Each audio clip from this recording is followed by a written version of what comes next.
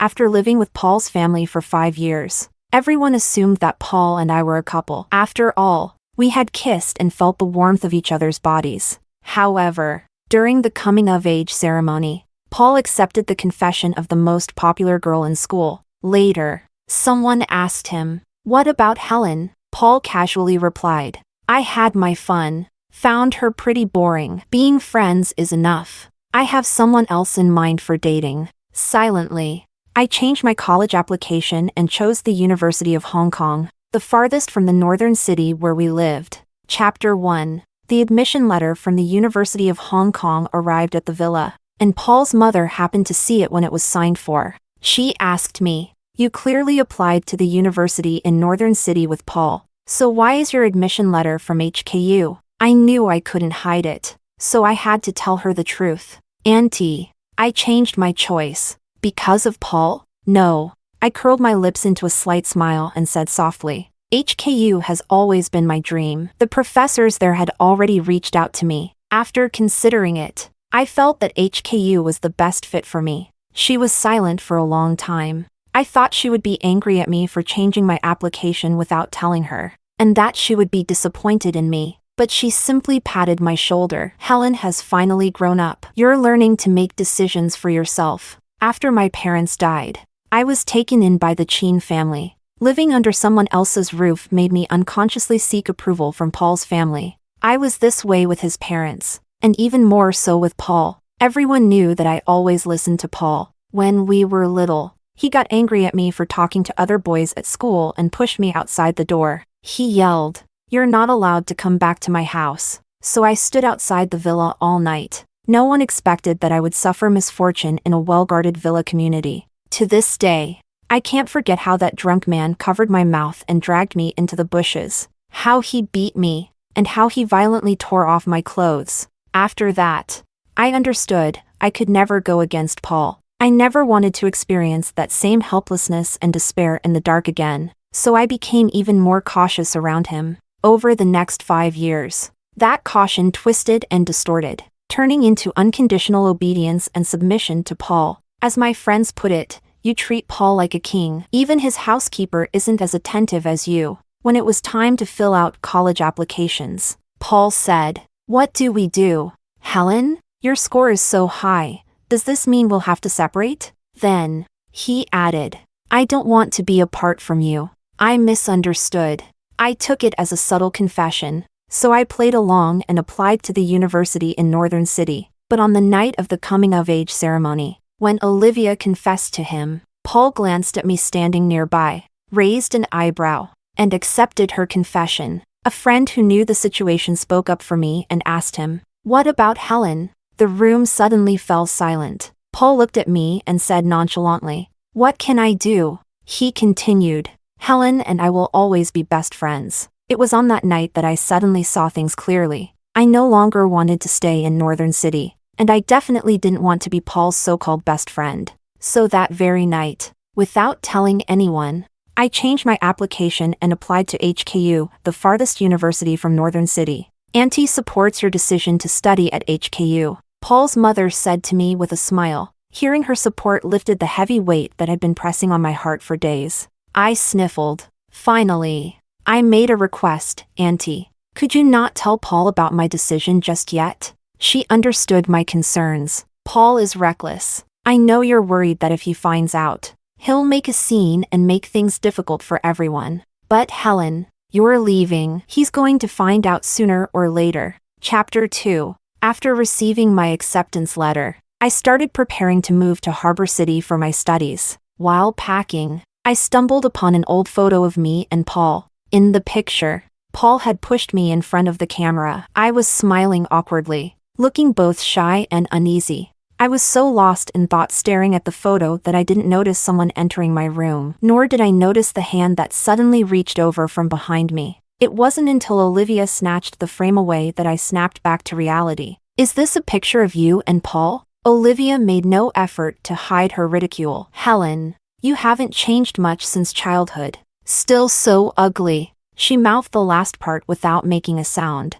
yet it rang louder than any words could. Suppressing my shame and anger, I said in a low voice, Did no one ever teach you that you shouldn't barge into someone else's room? Just as I reached out to take back the frame, I turned and saw Paul standing at my bedroom door. He frowned at Olivia, his tone displeased. "What are you doing in Helen's room? Get out." He hesitated for a moment before stepping in and pulling Olivia out. "Helen doesn't like people coming into her room." Paul's actions were forceful, causing Olivia to stumble back a few steps. Once she regained her balance, she glanced at me and smirked. "Helen invited me in to look at your old pictures together. Paul, you and Helen sure are close." With that, she handed the frame to Paul. I had to admire Olivia's ability to lie with a straight face. "Olivia, did I invite you in?" "Helen, don't misunderstand. I don't mind how close you and Paul are. I just..." Before she could finish, Paul cut her off. "Go wait for me in my room." Then, Paul stepped into my room and slammed the door shut behind him. He looked at me with reproach. "You shouldn't have shown her our picture." I quickly defended myself. "I was packing my things. She came in on her own. I never intended to show it to her." But Paul didn't believe me. He spoke as if he had already made up his mind. "She's my girlfriend now, and you and I are just friends. We will always only be friends. Helen, stop doing pointless things." He casually tossed the photo frame onto the table. "If you like this photo, keep it. Just don't let her see it again." "Helen, I don't want Olivia feeling upset over this picture, and I don't want her to misunderstand my relationship with you because of it." For some reason, I found myself laughing at his words. I knew explaining would be useless, so I simply picked up the picture frame, removed the photo, and tore it to shreds right in front of Paul. "Is this enough?" Paul stared at the torn pieces in the trash can,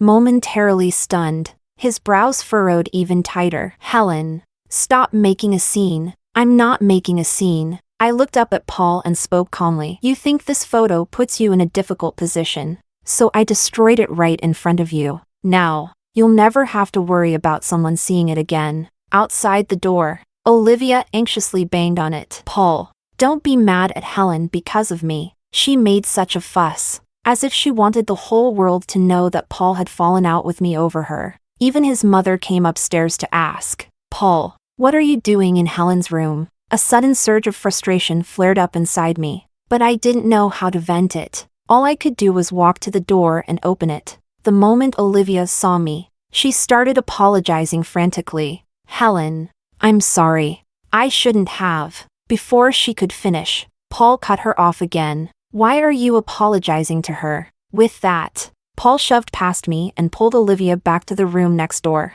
I didn't want to worry Auntie, so I casually made up an excuse. "Auntie, the school administration asked me to go in today. I'll be heading out now." It wasn't until I got into the taxi to school that I noticed a small cut on my finger. I must have accidentally cut myself on the glass while removing the photo. Thinking about the picture I had just shredded, I suddenly felt a delayed sense of regret. That photo was the birthday gift Paul had begged me for on his birthday. I wasn't as ugly as Olivia claimed, but I was certainly plain. My insecurity about my looks made me resist being in front of a camera, and even more so taking pictures with others. But Auntie had given birth to a Paul who was almost unfairly handsome. That nearly flawless face was enough to make any girl's heart skip a beat. I was no exception. But the first time I ever saw him looking so dazzling, almost glowing, was the day I was cornered and bullied by the girls in my class in the bathroom. Paul suddenly barged in. He pulled me out of the dark, damp stall and dragged me into the sunlight. From that moment on, I could never see him without that golden filter. Chapter 3. When I arrived at school, the director was still in a meeting. It was Lucas who led me to the office to wait for her. For this academic star, adored by all, my only impression of him was always ranked first in the science division and extremely popular among the female students. "The director will be here in a while." That was all Lucas said before leaving. When he returned, he was holding 2 bottles of mineral water. Placing one in front of me, alongside the water, he also set down a Band-Aid and a pack of iodine swabs. "Your finger is bleeding," Lucas reminded me. It was my right ring finger that was injured. As I carefully tended to my wound, Lucas leaned against the desk, watching my movements with quiet focus. By the time the director arrived, I had just finished applying the Band-Aid. Lucas naturally collected the trash in front of me. Then, He handed the second bottle of water to the director.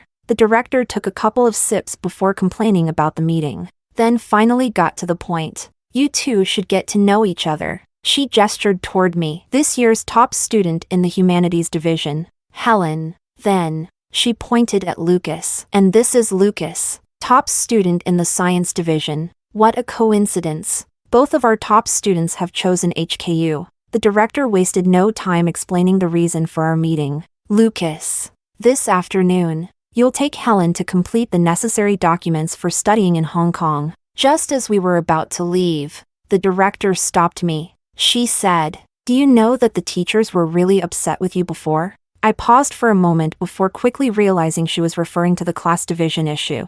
Back then, I had taken a leave of absence due to illness. By the time I returned, I found out I had been placed in the humanities division. I asked Paul, "Did you fill in my subject preference form and put me in humanities?" "Yeah." Paul's expression was indifferent. "I told you I was choosing humanities." That was the first time I ever raised my voice at Paul, nearly shouting, "Why did you decide for me without asking? You didn't even tell me about the class divisions. Does it matter whether it's humanities or science?" Paul remained completely calm. "Helen, I thought that if I chose humanities, you would definitely choose humanities with me." After that argument, Paul locked himself in his room, refusing to eat and skipping school. In the end, he won. For someone living under someone else's roof, no words were even needed. Just his father's sigh and his mother's helpless glance were enough to force me to compromise. But now, I no longer want to keep compromising.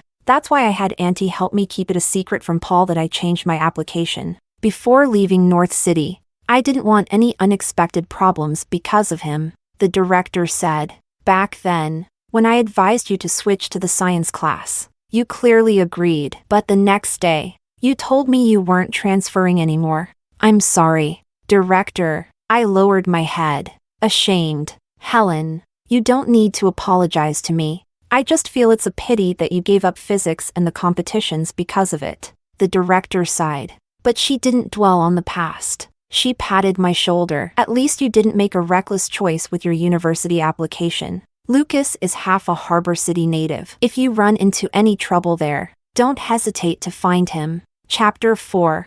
I hadn't expected to run into Olivia and Paul as soon as I stepped out of the office. Paul glanced past me, his eyes briefly landing on Lucas, who was standing by my side. He didn't say anything, but Olivia smirked and teased in a suggestive tone. No wonder Helen didn't come to school with us. Turns out she had plans with someone else. Ignoring her, I turned to leave with Lucas, but Paul suddenly called out, "I feel like having wontons from the south side of the city for lunch. I can't remember the way. Take me and Olivia there." Olivia playfully stuck out her tongue. "Actually, I'm the one who's craving them." Suppressing my irritation, I softly refused. "I have things to do. You two can just use the GPS." "What's so important?" Paul narrowed his eyes at me, his tone impatient. His gaze flickered toward Lucas again before he suddenly chuckled. "Helen, what could possibly be more important than me? In the past, when I said I wanted those wontons,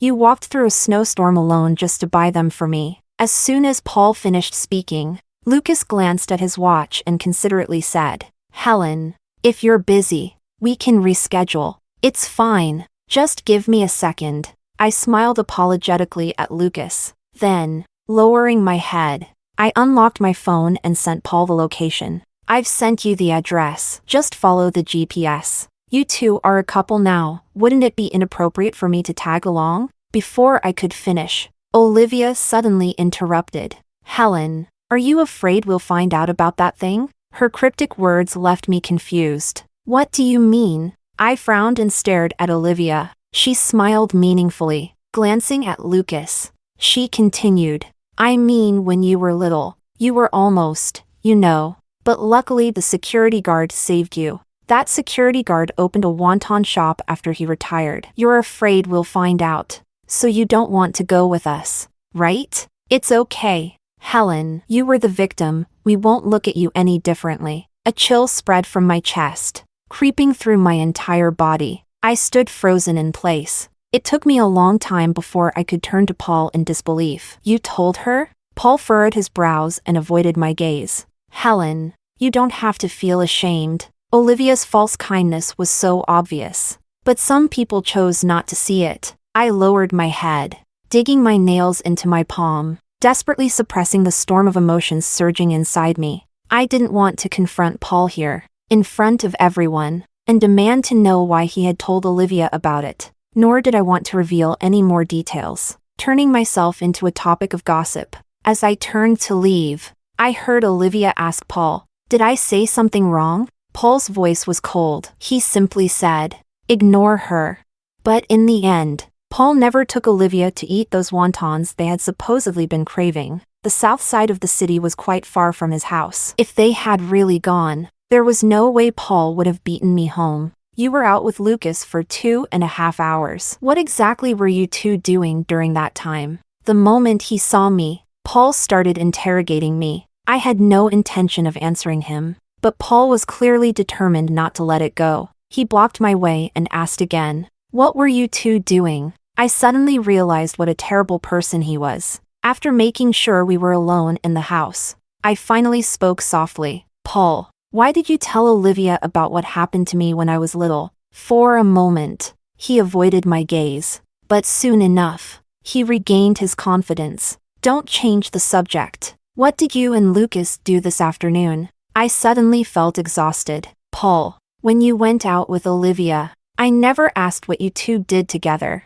Maybe he had grown too used to my compliance, because Paul couldn't stand even the slightest bit of resistance from me. He let out a scoff, his tone laced with sarcasm. "Do you think what you have with Lucas is the same as what I had with Olivia?" As he spoke, his smile faded. He leaned in slightly, his posture heavy with pressure as he locked eyes with me. He asked, "Are you only with Lucas because I was with Olivia? Are you the one chasing after him?" When Paul was angry, his emotions were unpredictable, and his words were like knives, each one meant to cut deep. "What a pity, Helen. Lucas isn't into girls like you." He smirked cruelly. "Do you think Lucas would still want anything to do with you if he knew what happened to you as a child?" Maybe realizing he had said too much, Paul quickly added, "Did you know Olivia tried to pursue Lucas? Even she wasn't good enough for him. And you think you have a chance? Wake up, Helen." Strangely, his words reminded me of that conversation I had overheard between him and his friends. Chapter 5. Paul accepting Olivia's confession at the coming-of-age ceremony shocked everyone. After all, our mutual friends had always assumed that he and I were a couple. I had always believed I held a special place in his heart. Paul had obsessive cleanliness, yet he would eat the leftovers from my plate. During our second year of high school, the girls in class were into knitting scarves for their crushes. Paul knitted one for me too. I was often sick, so he carried me on his back up South Hill to pray for my health. Even the night before his coming-of-age ceremony, Paul got drunk at a gathering his friends had arranged. On the way home, I looked up at the bright full moon in the sky, and Paul lowered his head, his lips pressing lightly against mine. A fleeting touch, delicate and hesitant. My heart pounded wildly, and I lay awake all night, his voice calling my name over and over played in my head. "Helen, Helen." I couldn't understand why Paul had given me the illusion that he liked me, only to turn around and accept Olivia's confession right in front of me. Until one day, I accidentally overheard a conversation between him and his friends. "Helen treats you so well. We all thought you two would definitely end up together. Why did you suddenly accept Olivia's confession?" Paul had been drinking that night, his voice slightly slurred. He replied bluntly, "I had my fun. She turned out to be pretty boring. Being friends is enough. I have someone else in mind for dating." His friends didn't quite understand. So Paul continued, "Do you like eating apples? Helen is like an apple. Everything about her is fine. But she's just too ordinary. When she stands next to Olivia, the difference is too obvious. In that situation, any man would choose Olivia, wouldn't he?" Olivia had both the looks and the figure. Everyone agreed she was the most beautiful girl in school. Amidst the noise and chatter, I turned to look at myself in the mirror. For the first time, I felt utterly disappointed with my own reflection. Paul stared at my dazed expression and repeated, "Helen, wake up already." I didn't say a word. I simply raised my hand and slapped him hard across the face. "Are you crazy? Paul looked completely incredulous. Helen, Lucas isn't interested in you. Why are you acting crazy with me? He didn't even understand why I was angry. For a long time after that, Paul and I were in a cold war. I had been living in his house for 5 years, and we had fought a few times before. I hated awkward situations, and I feared that Uncle and Auntie would notice the tension between us. Usually, I wouldn't let it last more than a day before taking the initiative to compromise and make peace with Paul. Paul thought this time would be no different. He expected me to get scared and apologize like always. He waited. A day passed, then another. A week, then another. I didn't react at all. It wasn't until university was about to start that Paul finally spoke to me first after our silent standoff. Helen, I think I have a fever. He grabbed my hand and placed it on his forehead. I shook him off. If you're sick, take some medicine. Just as I was about to leave for my room, Paul suddenly pulled me back. Are you planning to ignore me forever? Helen, you're really heartless. Before, when I was sick, you cared about me more than my own mom. And now, all you can say is take some medicine? Paul had always been good at hitting me with a slap and then offering a sweet date. Seeing that I still wouldn't respond, he finally said, that day, I was just speaking out of anger. I only wanted to stop you from getting tricked by Lucas. You spend all your time studying, so you don't know how many girls at school are chasing after Lucas. He never acknowledges any of them, he's just a player. Besides, everyone knows Lucas got into HKU, and you're going to see university, even if you somehow managed to get him. Are you planning to have a long-distance relationship? After saying that, Paul suddenly seemed to realize something. No way. His voice was firm and absolute. Helen, someone like Lucas would never agree to be with you. He just thinks you're naive and easy to fool. He's only playing with you. I know you're mad at me because of Olivia. Helen, even if I'm with Olivia, you'll always be my best friend. I cut him off coldly. I don't want to be your friend, Paul. I'm not emotionally detached enough to be friends with someone I've kissed and shared something ambiguous with. As soon as the words left my mouth, Paul seemed frozen in place. He looked at me, lips slightly parted, as if wanting to say something. For the first time, I laid myself bare, facing Paul with complete honesty. I had to admit, a small part of me still held onto a sliver of hope, but that hope was like the sunset outside the window, and the moment the last glimmer of light disappeared completely, I suddenly let out a breath of relief. Then, without another word, I turned and walked upstairs. Chapter 6. After returning to my room, I organized the necessary documents for my move to Hong Kong. It wasn't until I realized I had left my phone downstairs that I stepped out of my room. Just as I was about to head down, I saw Paul standing there, still holding my phone. Hearing the door open, he looked up at me. His expression was hard to read, and his tone carried a hint of suppressed frustration as he spoke through gritted teeth. HKU starts on the 1st. What are you going to Hong Kong for that day? I wasn't sure if it was anger at him for going through my phone without permission or fear that he had found out I had changed my application. My heart pounded violently. I quickly moved forward, trying to take my phone back, but Paul easily dodged me. We both knew each other's phone passwords. At that moment, the screen was paused on my flight details. Paul glanced at the screen and asked again, "What are you going to Hong Kong for?" I pressed my lips together and remained silent. Then, I heard him continue coldly, "Don't tell me you're going there to send Lucas off." His words made my tense heart finally settle a little. No. Just as I said that, a notification suddenly popped up on my phone. The darkened screen lit up again. It was a message from Lucas. "You left something in my car. I can drop it off for you now." Attached was a picture of the small keychain I always kept on my bag. Paul's expression, which had just relaxed slightly, visibly darkened again. "You were out with him this afternoon? It has nothing to do with you." I reached out to grab my phone. "Give it back." But once again, he dodged effortlessly. Paul looked at me and suddenly let out a cold laugh. Right in front of me, he typed a reply to Lucas, "Sure." Then, with a mocking smirk, he added, "Since you won't tell me, I'll ask him myself." He was always like this, possessive, controlling. I was both anxious and furious, but there was nothing I could do against our difference in strength. Just then, the doorbell rang. Paul shot me a sarcastic glance before turning to open the door. It was Olivia. Why didn't you pick up your phone? Did you forget about the class gathering tonight? She turned and saw me, then smiled. Helen, why don't you come with us? I wasn't fond of group activities and had always preferred keeping to myself. Olivia seemed to know I would refuse. She clung to Paul's arm, swaying coquettishly. Paul, let's bring Helen along, okay? Paul wrapped an arm around her, looked up at me, and ordered, come with us. I'll give your phone back once you get in the car. After saying that, he walked off with Olivia, left with no choice. I followed them. As soon as I got in the car, Paul smirked and tossed my phone back to me like a handout. The message I had sent earlier couldn't be unsent anymore. All I could do was edit my explanation. Something came up, so I had to leave suddenly. I'll come find you tomorrow.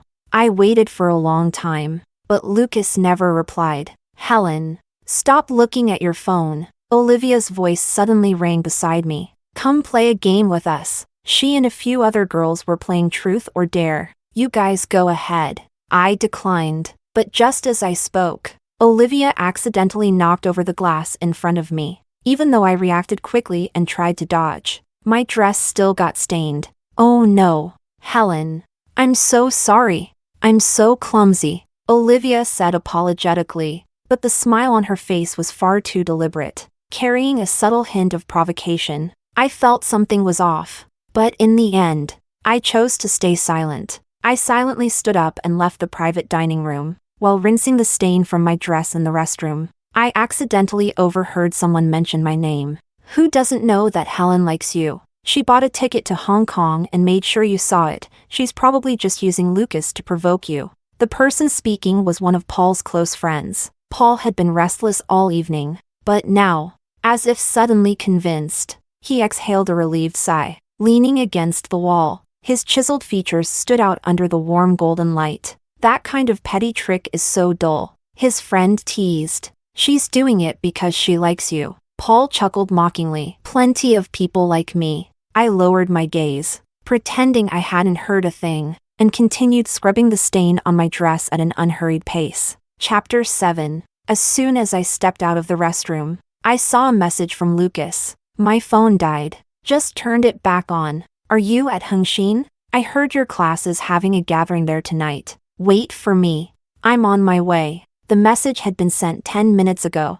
I replied, okay. I'll wait for you at the entrance. Just as I hit send, I looked up and saw Olivia gracefully walking toward me. Helen, she called my name affectionately and then casually sat beside me as if we were close friends. When you saw Paul and me kissing in the car, how did you feel? Olivia smiled at me, seeing me remain silent. She let out a soft, teasing laugh. Everyone knows you like Paul, but too bad, Paul doesn't like ugly girls. He said kissing an ugly girl would give him nightmares. If this had been before, I probably would have been hurt or angry by Olivia's words. But now, I simply looked at her calmly. Oh, really? Olivia, since you and Paul got together, I haven't done anything to interfere in your relationship, so there's no need for you to keep targeting me. Besides, I stopped liking him a long time ago. Just as I finished speaking, I saw Lucas arriving. I stood up and walked over to him. Lucas reached into his pocket and handed me the small keychain. It seemed important to you, so I wanted to return it as soon as possible. I took it and softly thanked him. That small keychain was a gift from Paul years ago, and inside was a safety charm he had personally prayed for on my behalf. I had carried it with me ever since, never once leaving it behind. It looks so old. Olivia had somehow appeared next to us again. I noticed she was holding a glass of juice, and immediately, I became wary. Sure enough, in the next second, the juice came flying toward me. Fortunately, Lucas reacted quickly and pulled me away, but the pale pink and white plush toy was now completely stained a deep orange. Dripping with liquid, I stood frozen in place. Lucas shot Olivia a cold glare, his voice sharp. If you can't hold things properly, maybe you should go get your hands amputated. Then, without another word, he handed me some tissues to dry my hands.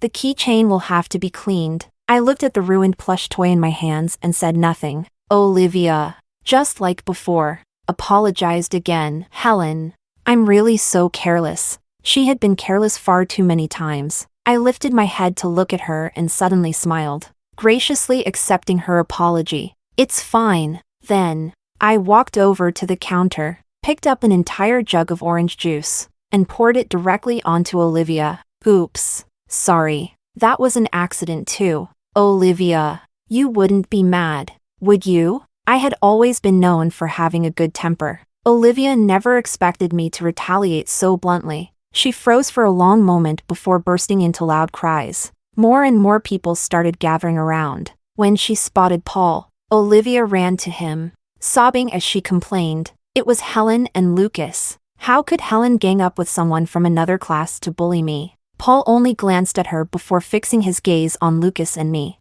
Apologize. His voice was ice cold. His eyes filled with fury, but Lucas and I acted as if he didn't exist. Lucas grabbed a clean towel from a nearby waiter. Give me the plush. Let me wipe it for you. I shook my head. No need. It's nothing important anyway. After saying that, I threw the plush toy into the nearby trash can in front of everyone. Sorry for making you come all this way. Lucas smiled nonchalantly. I only brought it because it was yours. At the time, I didn't think too much about the meaning behind his words. Being completely ignored, Paul grew even more furious. Helen, if you don't apologize, don't bother coming home. This was the second time I had heard him say those words. As we grew older, Paul must have realized how sensitive I was, because he had stopped using threats like banning me from going home. But now, for Olivia's sake, he didn't care about my feelings at all. It didn't matter. I would be leaving for Hong Kong soon anyway.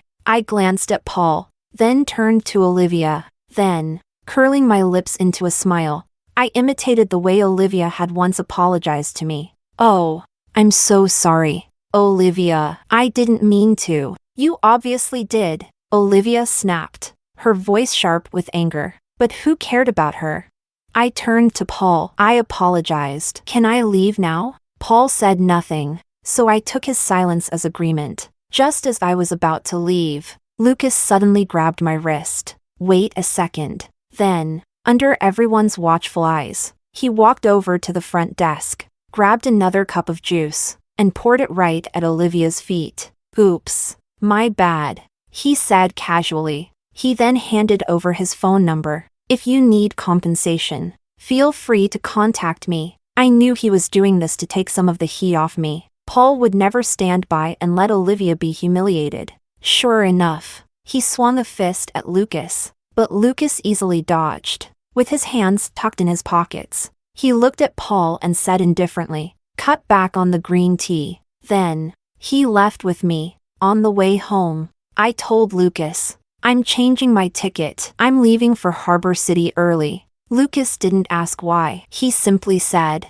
"All right, I'll go with you." Then he asked, "When do you want to leave?" I looked out the window at the neon lights, carefully observing the city where I had grown up. I replied, "Tomorrow." Chapter 8. Strangely enough, after we left, no one seemed to care about Olivia's humiliation. Instead, everyone was gossiping about me and Lucas. Are they together? Lucas was totally helping Helen just now. I heard people saw them going on dates all summer. So sweet! With every comment, Paul's expression grew darker. One of his friends quickly spoke up. "What nonsense are you guys talking about? Helen got into C University, and Lucas is going to HKU. There's no way they're together." Someone else countered. "Long-distance relationships aren't illegal. You know." Paul's friend snapped back, almost desperate. "That's impossible." Then suddenly, a girl said, "Don't you guys know that Helen actually applied to HKU?"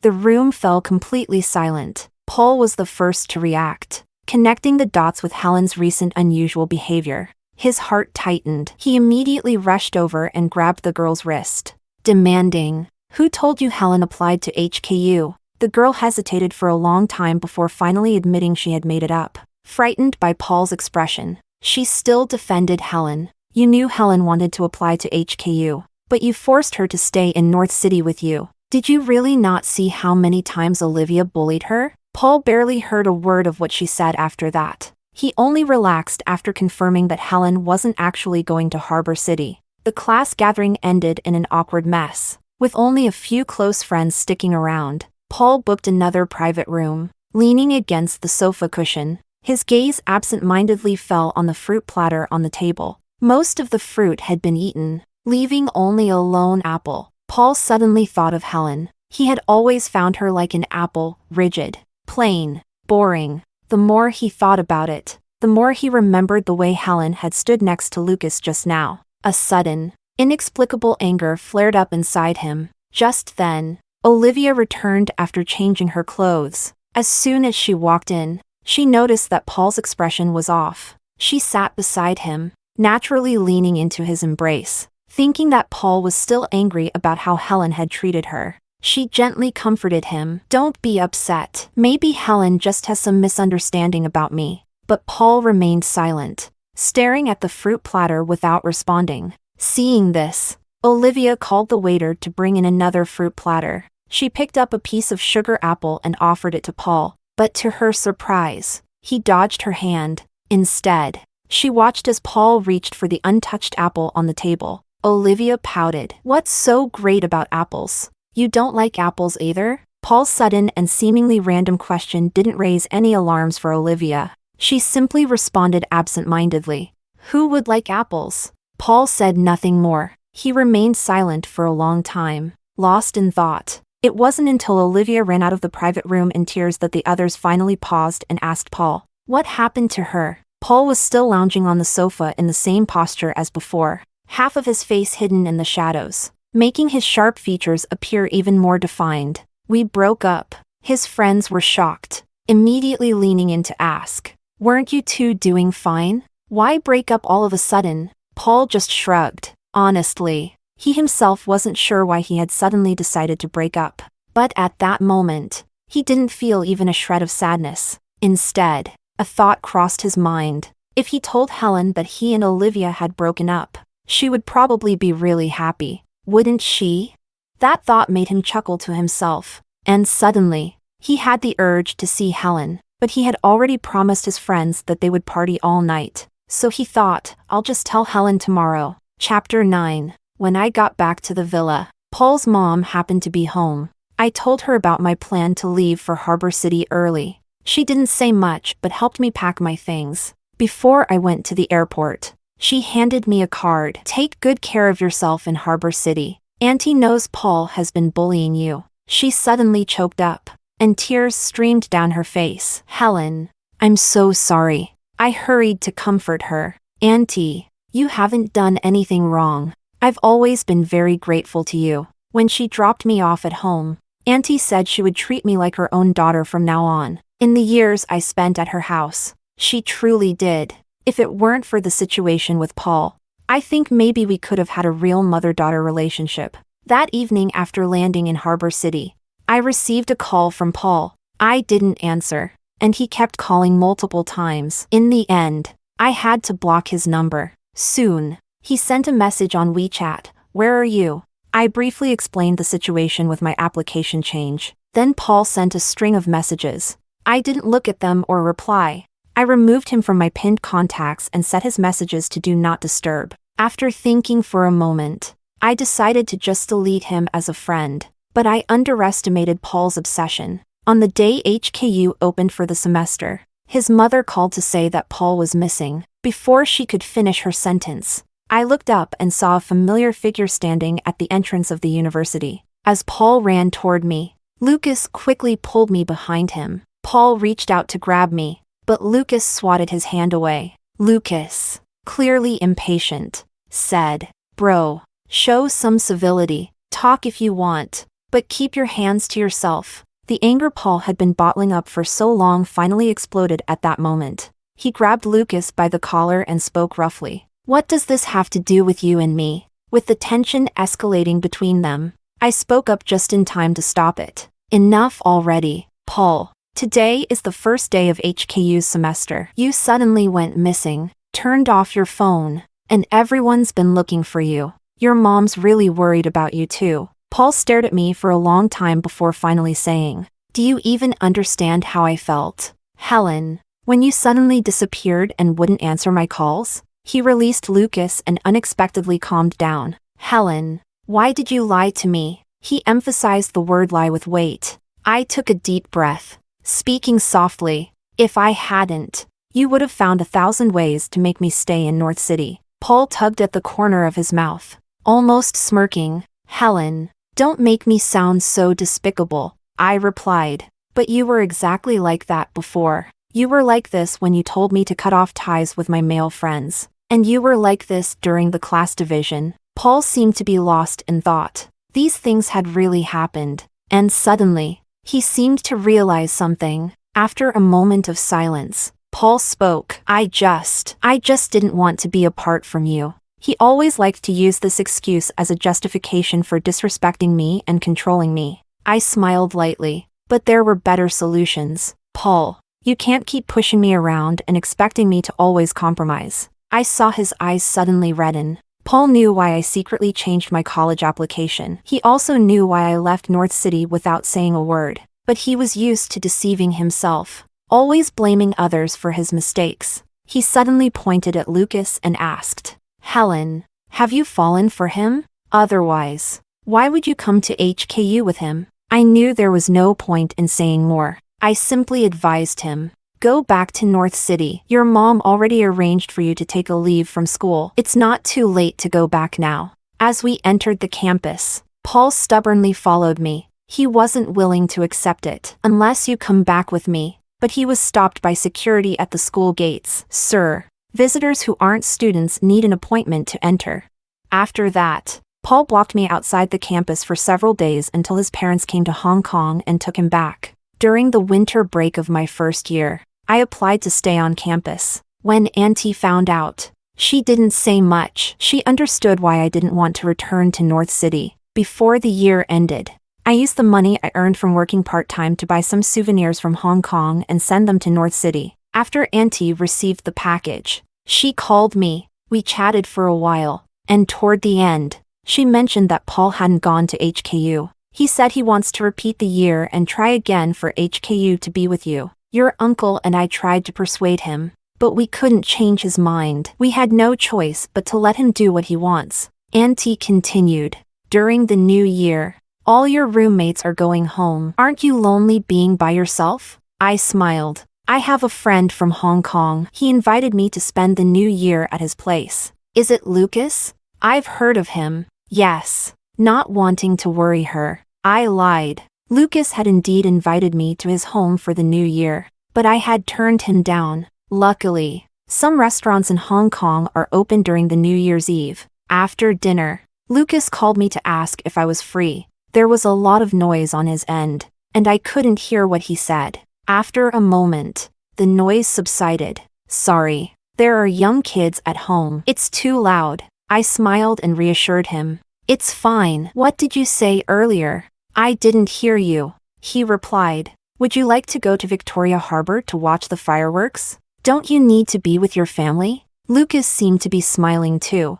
They don't need me. I spent my first New Year in Hong Kong with Lucas. As the New Year's bell rang and fireworks lit up the sky, Lucas looked down at me and said, Helen, Happy New Year. I replied, Lucas, Happy New Year. Chapter 10. The next time I saw Paul was in the summer of the following year. I heard that he had failed the college entrance exam and that his father had already arranged for him to study abroad. Before leaving, he came to Hong Kong to visit me. It had only been a year, and I almost didn't recognize him. Paul had lost a lot of weight, and his once carefree and confident expression was gone. He had changed so much that he no longer resembled the Paul the first remembered. We met at a private restaurant. The surroundings were quiet, and the silence between us didn't feel as awkward as it might have been. When the steamed egg arrived, Paul moved the dish in front of me. You've always liked steamed eggs since you were little. He scooped a spoonful and placed it in my bowl. When he saw I wasn't eating, he asked, Why aren't you eating?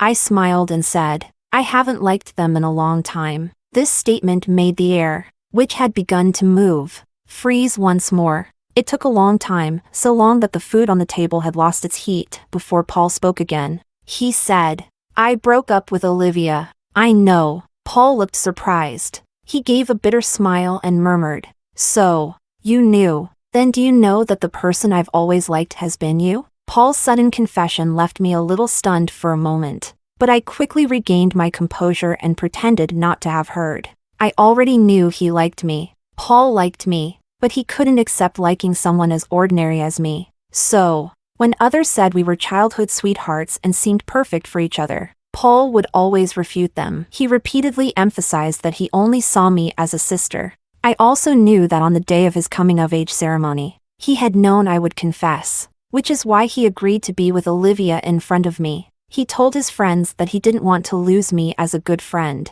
Helen, do you think we'll never be able to go back to how we were before? I didn't answer Paul's question because, at that moment, Lucas sent me a message. I bought the cooling supplement you like. Attached was a photo of the cooling supplement he had taken. Lucas knew I was meeting Paul today, and at that very moment, he was waiting for me outside. I suddenly didn't want him to wait any longer. I wanted to see him immediately, to have the cooling supplement he bought for me right away. Paul, if there's nothing else, I'll be going now. Paul glanced at my phone and asked, "Is it Lucas?" I nodded, then paused and added, "He's my boyfriend now." Chapter 11. As I was leaving, Paul asked me, "Why do you like Lucas?" I almost instinctively thought back to that time when I asked Lucas, "Do you like apples? If you like apples too, I'd be happy to share one with you." Without hesitation, Lucas replied, "Yes." He added, "Apples are the king of fruits. They're rich in nutrients and so approachable. Apples are the greatest fruit in the world."